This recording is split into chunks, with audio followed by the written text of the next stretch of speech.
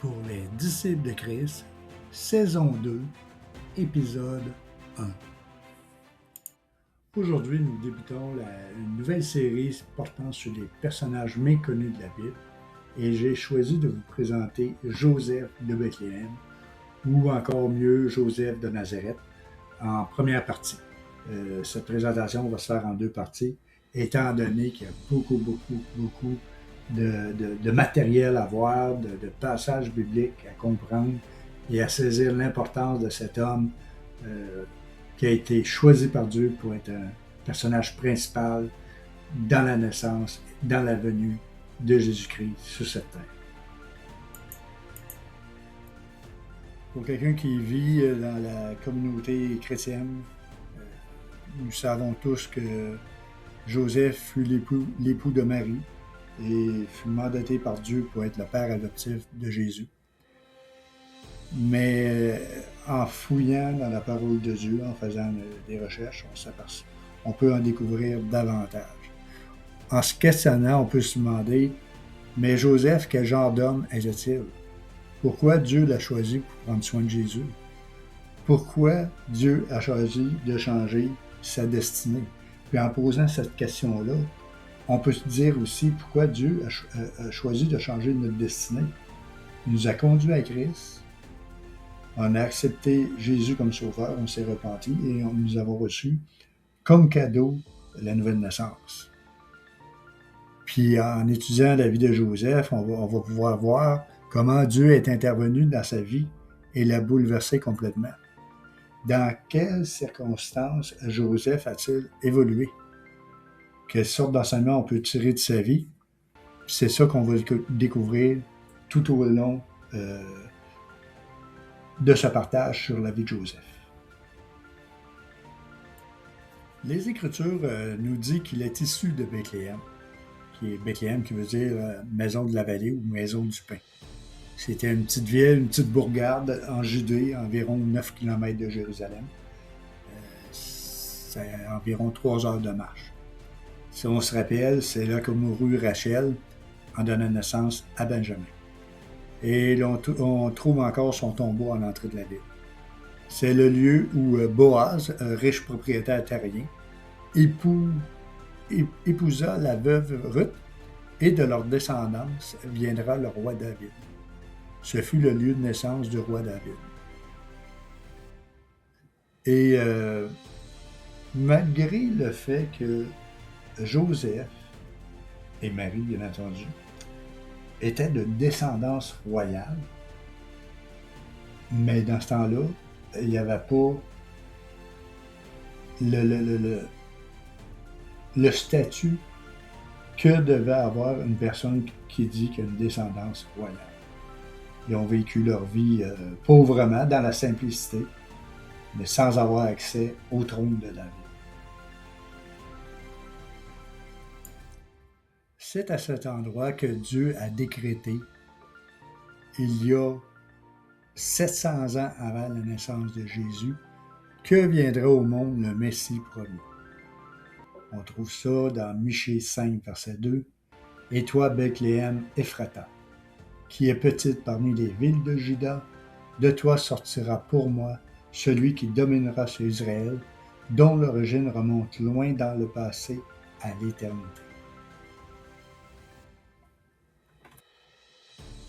Je crois que Joseph n'aurait jamais imaginé qu'il jouerait un rôle important dans le plan de Dieu pour le Messie. Il a sans doute entendu des centaines, peut-être même des milliers de fois cette prophétie plusieurs fois dans sa vie lorsqu'il se rendait à la synagogue locale, à la synagogue du village ou au temple à Jérusalem. Mais jamais il n'aurait imaginé qu'il verrait de son vivant cet événement marquant pour l'histoire de l'humanité. Puis il était loin de s'imaginer qu'il jouerait un rôle si crucial dans la vie de Jésus. Puis c'est ça qui est fantastique quand on embarque dans les sandales de Joseph, si on peut dire. Il faut vous réaliser que cela faisait 400 ans que Dieu n'avait pas parlé à son peuple par l'entremise d'un prophète.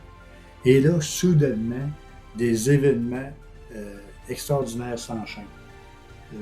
On voit Zacharie, le père de Jean-Baptiste, qui est dans le temple en train de servir son Dieu en offrant le parfum. C'était son rôle à l'époque.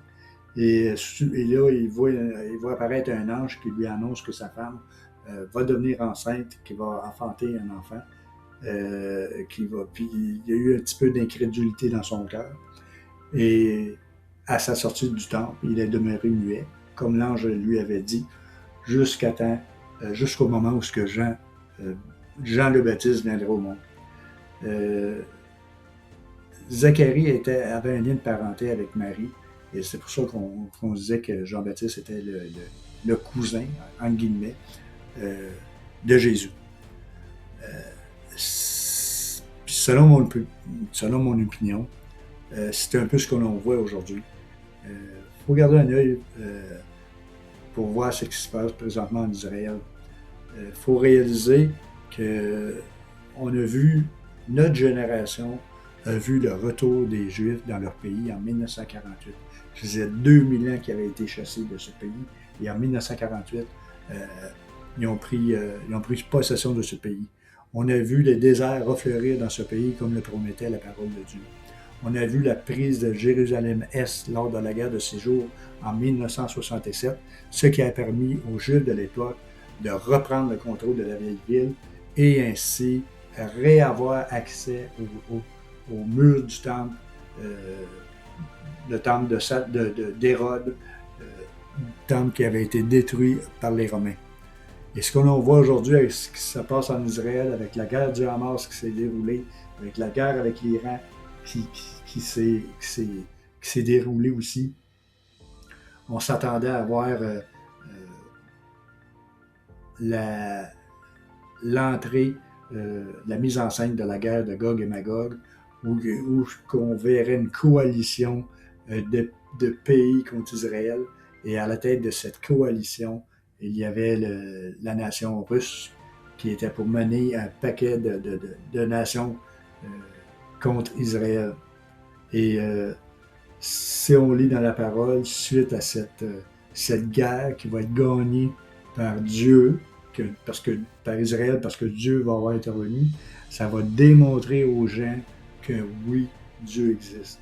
Et ça va amener un paquet de monde à croire en Dieu, à rechercher le salut en Jésus-Christ afin d'être sauvé. Et il faut rester vigilant et vigilante.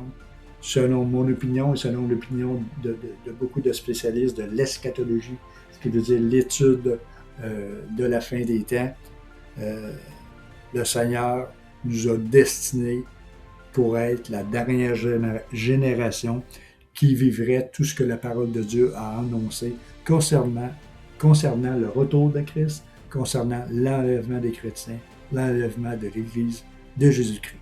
Ça, c'est excitant, puis ça nous apporte, et ça va nous apporter un baume, parce que ça ne veut pas dire qu'on ne souffrira pas, qu'on n'aura pas des souffrances ou des épreuves à passer au travers durant ce temps d'attente, le temps d'attente que la trompette sonne afin d'être réunis avec Jésus-Christ. Ça va nous encourager à persévérer, ça va nous encourager à voir, wow, Dieu est en train d'agir, Dieu met en place les différentes pièces du puzzle et ça va venir spectaculaire comme événement. Le meilleur nous attend, je vous dis, là, le meilleur est à venir pour tous les enfants de Dieu, pour tous les disciples de Christ. Si nous revenons à Joseph, à son époque, il n'y avait rien d'excitant à vivre en Israël sous la domination romaine. Sa vie fut soumise aux règles de la communauté religieuse et aux règles imposées par les Romains. Joseph s'est installé à Nazareth, d'où il exerçait son métier. À l'époque, Nazareth était entouré de terres agricoles fertiles, ce qui facilitait l'agriculture. La ville était également proche des routes commerciales, ce qui permettait aux habitants de participer au commerce local. Malgré le fait qu'il était de la lignée royale de David, il a dû apprendre un métier pour vivre. Et ce métier qui lui a été transmis par son père, c'était le métier de charpentier. Faut réaliser qu'il ne faisait pas seulement monter des tables et des chaises comme nous l'ont fait croire la tradition religieuse catholique. Il faisait bien plus que cela. Il était un entrepreneur de son époque. Qu'est-ce que ça prenait comme qualité? Joseph devait avoir comme qualité un sens aigu du détail et de la précision. C'est une qualité cruciale pour créer des joints qui s'emboîtent parfaitement. Il était capable de lire des plans et visualiser des objets en 3 dimensions. Il avait la capacité de voir le produit final dans les matériaux bruts. Il devait posséder la capacité de trouver des solutions créatives pour chaque projet qui lui était soumis. Il devait avoir une force physique et de l'endurance dans son métier. Il ne faisait pas seulement des tables et des chaises, comme j'ai dit tantôt.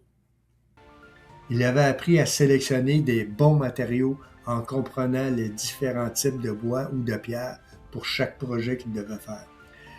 Il avait développé la capacité de mesurer, élément crucial de son métier. Il possédait une qualité primordiale pour son métier qui était de la patience pour mener à bien chaque projet dans les temps requis sans la précipitation. Il avait aussi la capacité de réparer et de restaurer des objets cassés ou endommagés.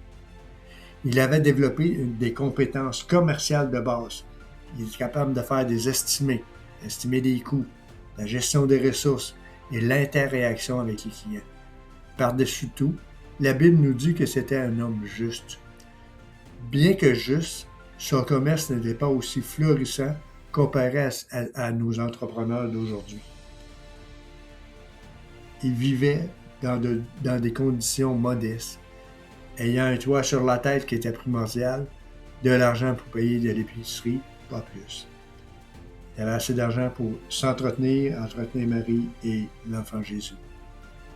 Lorsqu'il montait au temple pour la purification demandée par la loi, il offrit, lui et Marie, l'offrande du pauvre, soit 2 tourterelles ou des pigeons. On peut prendre un moment pour penser au contexte de vie que Joseph a vécu avec Marie. Ils se sont rencontrés un jour, on ne sait pas comment, mais ils se sont rencontrés et sont sûrement tombés en amour mutuellement.